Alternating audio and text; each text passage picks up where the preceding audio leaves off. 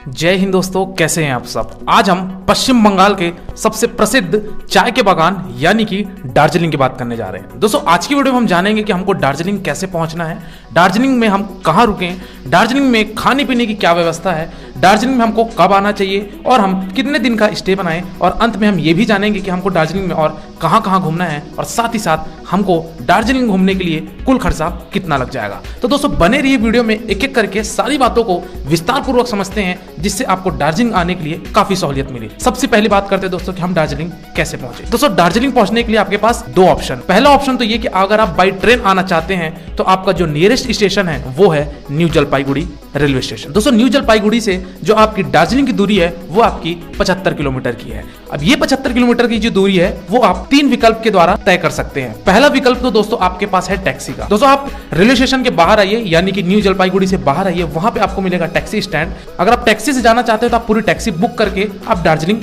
पहुंच सकते हैं। टैक्सी वाला जो कॉस्ट लेगा दोस्तों वो आपका 3000 से 3500 रुपए के आसपास लेगा और आपको दार्जिलिंग छोड़ देगा। दूसरा विकल्प है दोस्तों आपके पास वहां पे शेयरिंग टैक्सी। आप पूरी टैक्सी मत बुक करिए, आप शेयरिंग में जा सकते हैं। शेयरिंग में अगर आप जाते हैं तो आपको 300 रुपए से 350 रुपए पर पर्सन का देना पड़ेगा और आप दार्जिलिंग पहुंच जाएंगे। और तीसरा जो विकल्प है यानी कि सबसे सस्ता विकल्प है वो है आपका बस का। दोस्तों आप रेलवे स्टेशन से 3 किलोमीटर की दूरी पे है आपका सिलीगुड़ी का बस स्टैंड। आप सिलीगुड़ी के बस स्टैंड में जाइए और वहां पे दार्जिलिंग के लिए बस पकड़िए और बस वाला आपको 90 रुपए लेकर दार्जिलिंग छोड़ देगा। तो आपके पास तीन विकल्प है कि अगर आप ट्रेन से आते हैं तो हमको दार्जिलिंग कैसे पहुंचना है। दूसरा ऑप्शन है दोस्तों अगर आप फ्लाइट से आना चाहते हैं। दोस्तों अगर आप फ्लाइट से आना चाहते हैं तो जो नियरेस्ट एयरपोर्ट है वो है आपका बागडोगरा एयरपोर्ट। दोस्तों बागडोगरा एयरपोर्ट से जो दार्जिलिंग की दूरी है वो आपकी 70 किलोमीटर की पड़ जाती है। और ये 70 किलोमीटर की दूरी तय करने के लिए यहाँ पे अगेन आपको तीन ऑप्शन मिलते हैं, और वही तीन ऑप्शन जो कि आप ट्रेन से उतरने के बाद अपनाया था वही ऑप्शन आपको यहाँ भी मिलेंगे, यानी कि टैक्सी, शेयरिंग टैक्सी, या फिर आप बस स्टैंड जाके बस से भी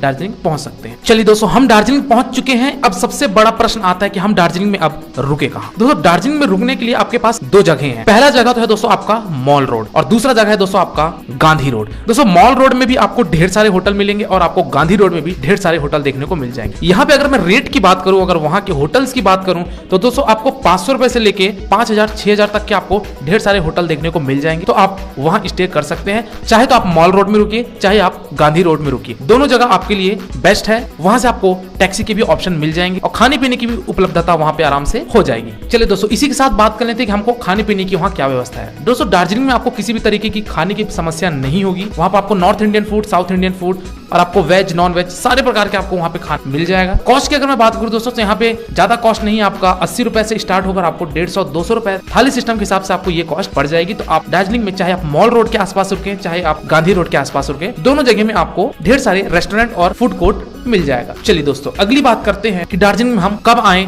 और कितने दिन का स्टे बनाएं। दोस्तों यहाँ पे मैं ये बताना चाहूंगा दार्जिलिंग में जो सबसे ज्यादा क्राउड होता है दोस्तों वो आपका समर के टाइम पे होता है, और इसके वजह से आपका होटल के कॉस्ट और आपके खाने पीने की कॉस्ट भी थोड़ी सी ज्यादा बढ़ जाती है। ट्रांसपोर्टेशन का भी थोड़ा सा चार्ज ज्यादा हो जाता है अगर आप पीक सीजन में आते हैं यानी कि समर में आते हैं। तो जो बेस्ट समय है दोस्तों वो है आपका विंटर का, यानी कि अगर आप अक्टूबर नवंबर के बाद से आते हैं तो फरवरी मार्च तक का आपको जो समय है वो बेस्ट है, क्योंकि वहां पे बजट भी कम होती है और आपको भीड़ भी ज्यादा देखने को नहीं मिलेगी। लेकिन ये बताना चाहूंगा कि दार्जिलिंग को आप साल के किसी भी महीने में एक्सप्लोर कर सकते हैं, क्योंकि वहां का वातावरण, दार्जिलिंग की वादियों आपको काफी ज्यादा लुभाएगी। तो आप दार्जिलिंग में साल में किसी भी समय आ सकते हैं अगर आपको कोई बजट प्रॉब्लम नहीं है तो। चलिए दोस्तों अब ये जानते हैं कि हमको दार्जिलिंग में कितने दिन का स्टे बनाना चाहिए। दोस्तों दार्जिलिंग में आपको 3 दिन का स्टे बनाना चाहिए। 3 दिन आपके लिए सफिशिएंट है पूरे दार्जिलिंग को घूमने के लिए, तो आप 3 दिन का स्टे बनाकर पूरे दार्जिलिंग को घूम सकते हैं। चलिए दोस्तों अब बात करते हैं कि ये 3 दिन जो हम रुक रहे हैं इसको हम कैसे एक्सप्लोर करें और कहां घूमें और हमारा साधन क्या होगा। दोस्तों दार्जिलिंग को घूमने के लिए आपको लेना पड़ेगा टैक्सी, और ये जो टैक्सी मिलेगी ये मिलेगी आपको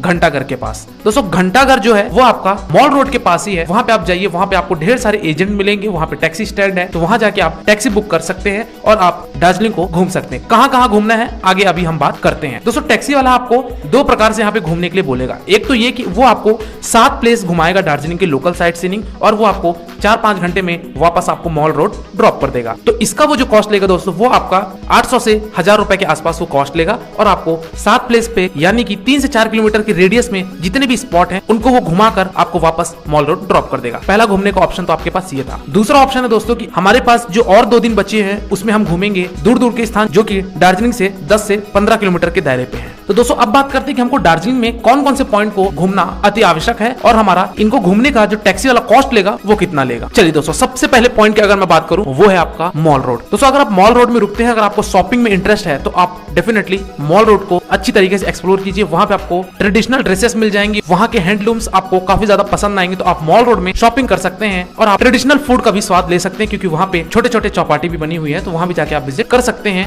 मॉल रोड आप बेसिकली नाइट में घूमे तो आपको काफी अच्छा नजारा देखने को मिलेगा। दूसरे स्थान की बात करते हैं दोस्तों, वो है आपका हैप्पी वैली। दोस्तों हैप्पी वैली यानी कि यहाँ पे है चाय का बागान। दोस्तों यहाँ पे आपको एंट्री टिकट देनी पड़ती है, वो है आपकी 100 रुपए। दोस्तों आप यहाँ पे हैप्पी वैली में जाइए और यहाँ पे आप कुछ समय दीजिए, एक्सप्लोर कीजिए, यहाँ की वादियों का आप आनंद उठाइए और आप फोटोग्राफी भी कर सकते हैं, ताकि आपकी दार्जिलिंग से कुछ यादें हमेशा जुड़ी रहे। अगले स्थान की बात करते हैं दोस्तों, वो है आपका बारबोटे रॉक गार्डन। दोस्तों बारबोटे रॉक गार्डन दार्जिलिंग से 10 किलोमीटर की दूरी पे पड़ता है। यहाँ पे रॉक गार्डन इसलिए कहा गया क्योंकि यहाँ पे चट्टान को तोड़कर यहाँ पे ये रॉक गार्डन बनाया गया था, इसलिए इसका नाम बारबोटे रॉक गार्डन रखा गया है। दोस्तों यहाँ जाइए, यहाँ पे आपको काफी अच्छा सीन देखने को मिलेगा और आपको यहाँ पे वाटरफॉल भी देखने को मिलेगा, तो आप रॉक गार्डन जाके भी कुछ समय बिताइए, यहाँ पे भी आप आनंद उठा सकते हैं। चलिए दोस्तों अगले स्थान की बात करते हैं दोस्तों, वो है आपका टाइगर हिल। दोस्तों टाइगर हिल दार्जिलिंग से 12 किलोमीटर की दूरी पे पड़ता है। यहाँ पे जो आपका व्यू पॉइंट है वो फेमस है आपके सूर्योदय के लिए। यहाँ पे आपको काफी अच्छा सीन देखने को मिलेगा और साथ ही साथ यहाँ पे आपको कंचनजंगा माउंटेन का पीक व्यू देखने को मिलेगा, जो कि बेहद खूबसूरत आपको लगेगा, तो आप टाइगर हिल भी जरूर जाइएगा। अगले स्थान की बात करते हैं दोस्तों, वो है आपका घूम मोनेस्ट्री।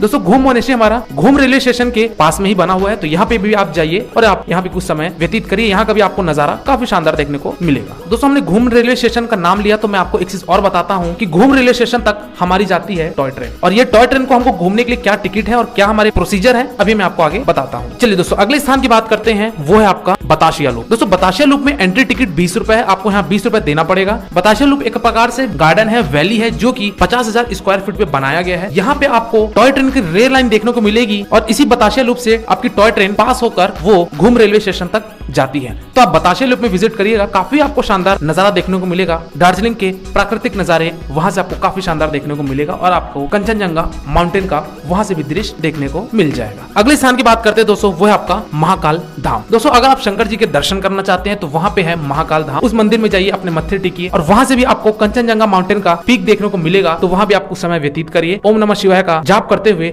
हम बढ़ते हैं अगले स्थान की, वो है आपका रोप वे का। दोस्तों अगर आप पूरे दार्जिलिंग घूमना चाहते हैं, दार्जिलिंग का शहर का दृश्य देखना चाहते हैं, पूरे दार्जिलिंग के वादियों का, वहां के वातावरण का आनंद उठाना चाहते हैं, तो आपके लिए बेस्ट है रोपवे। दोस्तों रोपवे का जो किराया है दोस्तों वो आपको 180 रुपए पर पर्सन पड़ता है, तो आप रोपवे का टिकट लेकर आप पूरे दार्जिलिंग के शहर का सैर कर सकते हैं। और दोस्तों ये 180 रुपए जो है ये आपका राउंड ट्रिप का है, तो आप रोपवे से जरूर एक बार सैर करिएगा पूरे दार्जिलिंग शहर को। चलिए दोस्तों अब बात करते हैं कि हमको टॉय ट्रेन से अगर घूमना है तो हम कैसे घूमेंगे और इसका कॉस्ट क्या है। दोस्तों अगर आप न्यू जलपाईगुड़ी रेलवे स्टेशन आते हैं तो वहां से आपको डायरेक्ट ट्रेन मिलती है दार्जिलिंग के लिए, और ये ट्रेन है आपकी टॉय ट्रेन। दोस्तों ये काफी ज्यादा समय लेती है, लेकिन आप काफी ज्यादा एंजॉय करेंगे, क्योंकि आप पूरे दार्जिलिंग शहर को एक्सप्लोर करते हुए आप दार्जिलिंग पहुंचेंगे, जो कि एक बेहद अनुभव रहता है। तो अगर आप न्यू जलपाईगुड़ी से दार्जिलिंग तक की अगर टॉय ट्रेन की टिकट निकलवा लेते हैं, इसकी टिकट दोस्तों आप IRCTC की वेबसाइट में जाके कर सकते हैं, लेकिन इस टॉय ट्रेन की टिकट अगर आपको नहीं मिलती है तो कोई बात नहीं, आप टॉय ट्रेन का दूसरा ऑप्शन पकड़िए, वो है आपका दार्जिलिंग से घूम रेलवे स्टेशन। दोस्तों वहां पे अगर आप न्यू जलपाईगुड़ी से अगर आप दार्जिलिंग तक की टिकट नहीं मिलती है तो कोई दिक्कत नहीं, आप दार्जिलिंग से ही टॉय ट्रेन लेकर घूम जा सकते हैं। ये जो दूरी रहती है दोस्तों ये 8 किलोमीटर की है और आपको काफी शानदार परिदृश्य देखते हुए आप पूरे दार्जिलिंग का सैर कर लेंगे इस टॉय ट्रेन की मदद से। दोस्तों दार्जिलिंग से घूम की जो टिकट है वो आपकी 30 रुपए पर पर्सन पड़ती है। तो दोस्तों अगर आप टॉय ट्रेन से घूमना चाहते हैं तो आप दार्जिलिंग से भी बताशिया लूप होते हुए आप घूम पहुंच सकते हैं। चलिए दोस्तों आगे बात करते हैं कि इन सारे जगहों को घूमने के लिए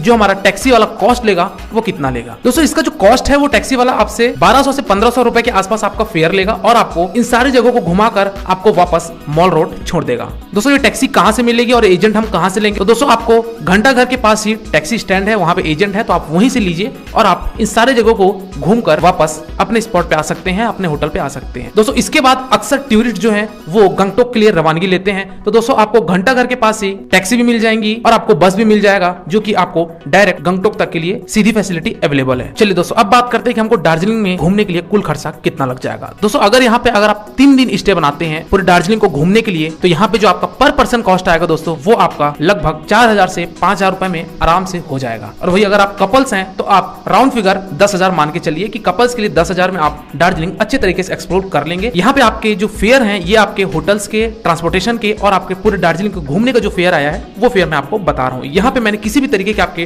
ट्रेन की टिकट और फ्लाइट की टिकट को ऐड नहीं किया है। तो दोस्तों ये तो था पूरे एंटायर जर्नी कि हमको दार्जिलिंग कैसे घूमना है और हम कैसे एक परफेक्ट प्लानिंग कर सकते हैं। दोस्तों इसके बाद भी अगर आपको कोई क्वेरी है तो आप मेरे इंस्टाग्राम यात्रावास आईडी में विजिट करके अपने डाउट्स और अपने क्वेरी पूछ सकते हैं। डेफिनेटली वहां पे मैं आपको रिस्पॉन्ड करूंगा। और मेरे चैनल यात्रावास को सब्सक्राइब करिए। आज की वीडियो में दोस्तों फिलहाल इतना ही। मिलते हैं फिर एक नई वीडियो के साथ, एक नए टॉपिक के साथ। तब तक के लिए शुक्रिया। जय हिंद। आपकी यात्रा मंगलमय हो।